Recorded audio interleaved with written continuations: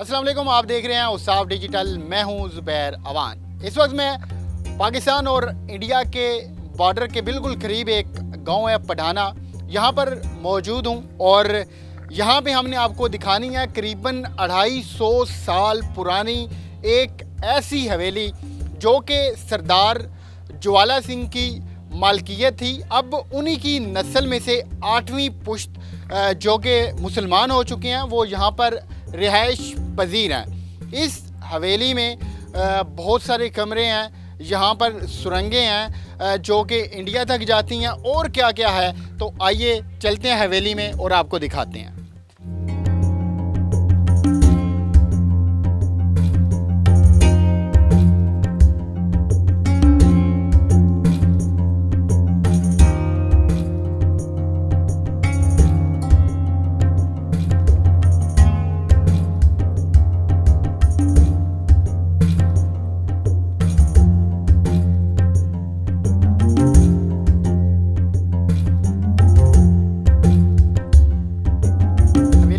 छत पे मैं आ चुका हूँ। मेरे साथ अब इसी हवेली के जो मालिक हैं, जो ऑनर हैं, सरदार सैफुल्लाह संधू साहब, वो मौजूद हैं। तो इस हवेली की सारी डिटेल इन्हीं से लेते हैं। सर, इस हवेली में तकरीबन कितने कमरे हैं? बिस्मिल्लाहिर्रहमानिर्रहीम जी। इस हवेली का नाम जनाब जैसा कि सरदार ज्वाला सिंह संधू हवेली का नाम है। तो ये गांव पठाना के अंदर वाक़या है। गांव पठाना ना लाहौर का आखिरी बॉर्डर बेल्ट के ऊपर गांव है। अगर आपको कैमरामैन दिखाया तो हमारे बिल्कुल ये नज़दीक तरीन इंडियन बॉर्डर है। वो सामने जो बिल्डिंग या फिर ये मंदिर है या क्या, ये इंडिया के नौशहरा डाला का जी गुरुद्वारा है। ये गुरुद्वारा है जी इंडिया। और ये हवेली का जो रकबा था ना वो 1 एकड़ के ऊपर मुहित है ये हवेली। और इसके अंदर 100 से ज़्यादा ना लिविंग रूम्स थे। इसके अलावा जो शाही हमाम था, शाही बावर्ची खाना था, मीन के जो रॉयल किचन, रॉयल बाथ, इसके अलावा थे। पार्किंग का निज़ाम अलहदा था और इसके साथ साथ जो भी गेस्ट रूम्स और एक सिस्टम होता है वो प्रॉपर इस हवेली का अलहदा था।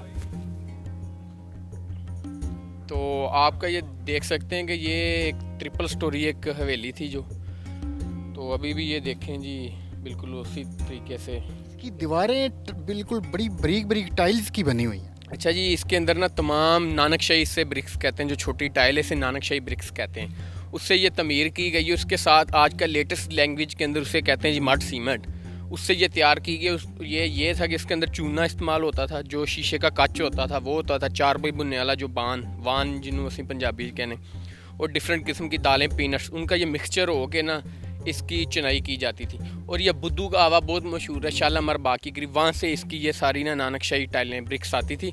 उसके पास 1 लाख गधा था, एक उधर से लोड होता था, एक इधर अनलोड होता था। उस हवेली का एक वार आता था, यानी कि 1 लाख गधे की जो ईंटें आती थी इसके हवेली का एक वार होता था। तो वहाँ से ये सारी ईंटें, छोटी टाइल, नानकशाही ब्रिक्स आई हैं। और इसके अलावा इसके अंदर ना देवदार, प्यार, उस लकड़ी का इस्तेमाल किया गया, संदल की लकड़ी का इस्तेमाल किया गया, और सागवान जो लकड़ी है। और ये आप देख सकते हैं 250-300 साल इसकी उम्र हो गई है तो ये हवेली की, तो अभी भी वो बियर करती है, बर्दाश्त की हुई है इस लकड़ियों के सर के ऊपर ही। और इसकी एक मेन स्पेशलिटी ये भी है कि इसके ऊपर 1 इंच सरिये का नहीं इस्तेमाल किया गया। इधर प्रॉपर डार्ट सिस्टम के ज़रिए ये तमीर की गई है, और डार्ट इतनी मजबूत है कि आपके सामने 300 साल हो गए हैं तो मल्टी टन जो वेट है वो बियर किए हुए, बर्दाश्त किए हुए। मतलब जो कि दीवारों के अंदर हम लोग लेंटर डालते हैं उसमें सरिया लगाते हैं, इसमें सरिये का कहीं पे कोई नामो निशान नहीं है। नामो निशान नहीं है, ये टोटल डार्ट सिस्टम के ऊपर है। इसके अंदर आप देख सकते हैं जी लकड़ियों के जो कीमती और रेयर हैं, जो आजकल बहुत एक्सपेंसिव और रेयर, उसके इनके दरवाजे खिड़कियाँ बने थे। तो अब ये देख सकते हैं आपके हल्की फुल्की ये डिस्ट्रॉय हो गई है। संधू साहब, अभी जो हवेली की कंडीशन है वो थोड़ी ख़राब हो चुकी है, तो जिस वक्त ये आपको मिली थी उस वक्त यही कंडीशन थी या उस वक्त बेहतर हालत में थी, बाद में ये कंडीशन हुई? अच्छा जी, एक मैं ये आप बताना चाह रहा हूँ, ये हमारी एंसेस्ट्रल हवेली है बावजदाद की। सरदार ज्वाला सिंह संधू से जो हमारा 8th जनरेशन से डायरेक्टली तल्लक है, और हम मुसलमान हो गए अल्हम्दुलिल्लाह, मुस्लिम हमें हो गए, 4थी हमारी पुश्त है। और ये इंटरेस्टिंग आपने सवाल किया, डिस्ट्रैक कैसी हुई है। 65 की वार के अंदर 1965 की जो जंग हुई है, इंडियन आर्मी ने बरकी तक इलाका ऑक्यूपाई कर लिया था। तो इंडियन जो सिविल थे, इंडियन आर्मी ने काफ़ी लूट मार की। इनके जो खिड़कियाँ दरवाजे थे बड़ी एक्सपेंसिव लकड़ी थे, वो उखाड़ के ले गए थे। फ्रेस्को पेंटिंग्स थी और ऐसी बहुत रियल चीज़ें थी जो इधर से ना उखाड़ के ले गए थे। और बाद में आप कह सकते हैं 20 to 30% जो पाकिस्तानी हमारे सिविल भाई थे, उन्होंने ये खाना ख़राब इसका किया है। तो अभी इस हवेली के अंदर और क्या क्या चीज़ है? अभी जैसे कुछ आपके पास हमारे पास हैं, को रहने के लिए कमरे हैं, को स्टोर रूम बने हैं, और इसकी एक बेसमेंट भी है जी हवेली की। और ये हमने हिस्टोरियन से और बड़ों से सुना है कि ये सुरंग जो शालामार बाग वाली सुरंग थी ना, उसके साथ इसका लिंक था।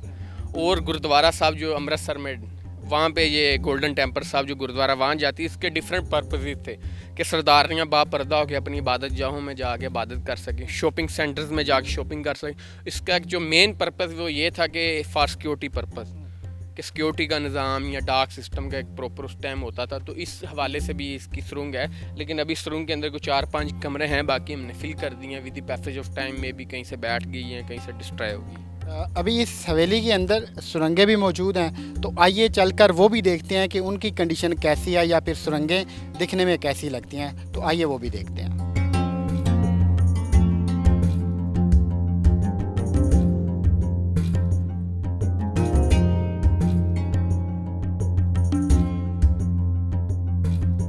हवेली का जो तय खाना है या फिर जहाँ से सुरंगें जाती थी इंडिया तक या फिर शालीमार बाग तक, उसका मेन एंट्रेंस ये है। यहाँ से हम दाखिल होते हैं और साथ साथ आपको दिखाते जाते हैं कि ये अंदर से सुरंगें हैं कैसी है। ये सीढ़ियाँ नीचे उतर रही हैं, काफ़ी ये गहराई में जा रही हैं, ये आप देख सकते हैं। आप साथ साथ ये ऊपर से इसकी दीवार का जो इंफ्रास्ट्रक्चर है, आप उसको भी देखते जाइएगा। ये टाइल, ये फिर जो दाल और वो जो दीगर चीज़ें मिक्स करके गारा बनाकर इनको तामीर किया गया था, वो हैं। अभी ये हम नीचे तय खाने के अंदर पहुंच चुके हैं। ये पहला कमरा आ चुका है।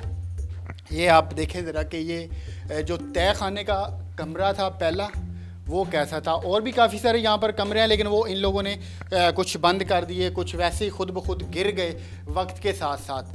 तो ये आप देखें ऊपर कुछ रोशनदान भी बनाए गए थे रोशनी के लिए या फिर हवा के लिए, या फिर यहाँ पर मेरा ख्याल है जो दिए वगैरह थे वो जला के रखे जाते थे। ये काफ़ी सारे आप रोशनदान देख सकते हैं।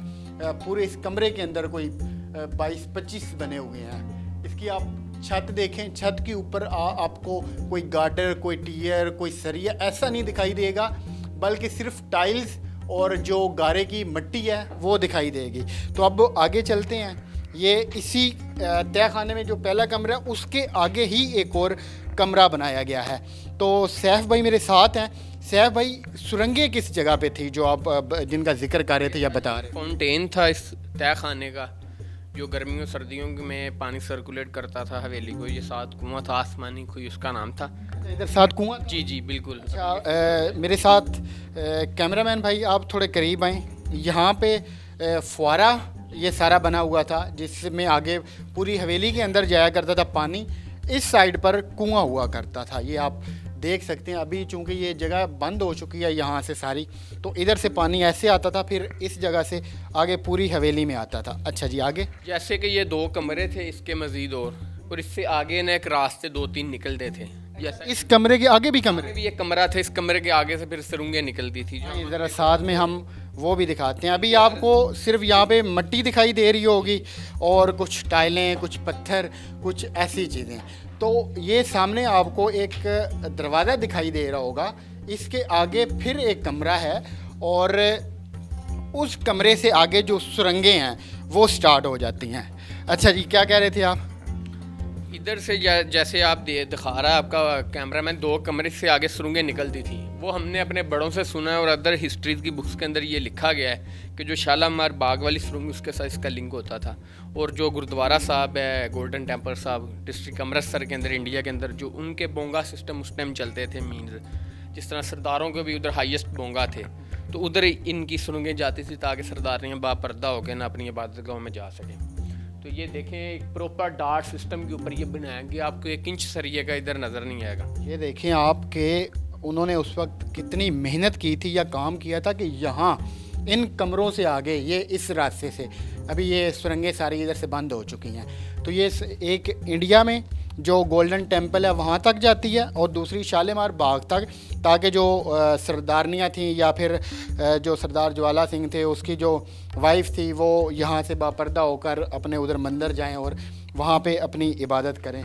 तो अब ये सारी बंद हो चुकी हैं टोटल। फील हो गई है जी with the passage of time. आप कह सकते हैं कहीं से वेदर का जो कंडीशंस होती हैं उस हवाले से, या कहीं से बैठ गई या कहीं से कोई पानी की मार ऐसी लग गई, तो हमने ये निशानी के तौर पे ऊपर को 3-4 कमरे रखे हैं, बाकी सी फिलअप कर दी। मतलब और काफ़ी सारे भी कमरे यहाँ थे, तो अभी वो सुरंगें भी तकरीबन इस साइड से बंद हो चुकी हैं क्योंकि बारिशें आई, बाद में जो हालात आप ख़ुद अंदाज़ा लगा सकते हैं। तो ये थी जी हवेली सरदार ज्वाला सिंह जो आज हमने आपको दिखाई है। इसके अलावा अगर आप ख़ुद से कोई यहाँ पाकिस्तान में मौजूद तारीख़ी अमरात देखना चाहते हैं, आप हमें उनके हवाला से भी बताइए कमेंट में, हम वो भी जाके आपको दिखाएंगे। तो ये थी हवेली जिसका हमें कहा गया था कि हमें दिखाई जाए, तो आज हम यहाँ पे दिखाने आए हैं। ये तय खाने में मैं इस वक्त मौजूद हूँ। सुरंगें हमने आपको दिखा दी, हवेली की जो छत थी, साथ ही इंडिया का बॉर्डर है, इसके अलावा जो तकरीबन 150-200 कमरे थे वो भी हमने आपको दिखा दिए। तो अभी आपको ख्याल नहीं आया इसको रेनोवेट करने का या फिर इसको फिर से संवारने का? अच्छा, इंटरेस्टिंग ये आपने क्वेश्चन किया है जी। कौमें अपने विरसे से पहचानी जाती हैं, हेरिटेज से पहचानी जाती हैं। ये कि ना सिर्फ पठाने का विरसा है ये, बल्कि पूरे पंजाब और पाकिस्तान का विरसा है। ये मोनूमेंट, ये इतना जो बड़ा एक बिल्डिंग है, ये आपको पाकिस्तान की चंद एक के अंदर इसका शुमार होता है। तो लशारी कामरान लशारी साहब जो director general varsity authority Lahore के आर्कियोलॉजी डिपार्टमेंट के और अदर जो मिनिस्ट्री ऑफ टूरिज्म वो भी आए। हमने उनको भी ये रिक्वेस्ट की है कि ये एक मोनूमेंट, एक हेरिटेज है हमारी नेशन का, हमारी कौम का, इसे आप रिस्टोर किया जाए, इसे प्रिजर्व किया जाए। तो आपको पता है कि गवर्नमेंट के जो काम है सरकारी पाइपलाइन में अगर पड़े रहें तो पड़े रहते हैं। तो हमारी ये हुकूमत पंजाब से और मिनिस्ट्री ऑफ टूरिज़म से भी ये अपील है कि हमारे साथ आके बैठें, टेबल टॉक करें, तो अल्हम्दुलिल्लाह से प्रिजर्व करें, इसे रिस्टोर करें। कमरान लशारी साहब ने जो कि डीजी वर्ल्ड सिटी अथॉरिटी थे या अभी भी हैं, उन्होंने अंदरून में बहुत सारा काम करवाया है। हम वहाँ पर भी बहुत सारी वीडियोस बना चुके हैं। वो वाकई ही उस विरसा को पुराना विरसा में तब्दील करके उन्होंने दिखाया है। तो हमें ये उम्मीद है कि ये जो हवेली है इसको भी सर आप ज़रूर उसी पुरानी कंडीशन में लेकर आएंगे जिसमें ये थी। ये इन्होंने सैफ भाई ने बड़ा अच्छा किया है कि इन्होंने लाशारी साहब को बाकायदा यहाँ पर बुलाया, उन्हें ये सारी हवेली दिखाई। तो इंशाल्लाह सर हमें उम्मीद है कि ये हवेली फिर से उसी पुराने विरसा में तब्दील होगी, फिर से यहाँ पर सियाह आएंगे इस हवेली को देखने के लिए बैरून ममालिक से। तो मिलते हैं किसी और वीडियो में, तब तक अपना ख्याल रखिएगा।